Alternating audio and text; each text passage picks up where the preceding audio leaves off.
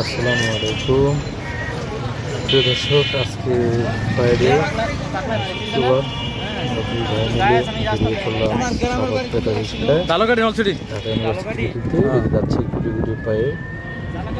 রিস্কা মামার সাথে কথা বলতে বলতে ঢাকা ইউনিভার্সিটিতে চলে যাচ্ছি আমরা কেরানীগঞ্জ।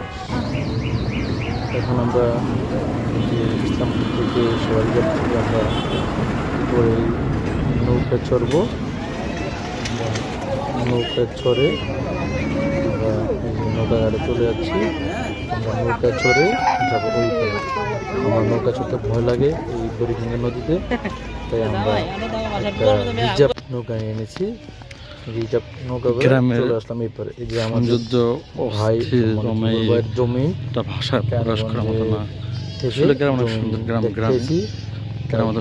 কিছুই হয় না। এই যে মানুষ সরিষা করে সরিষা খেতে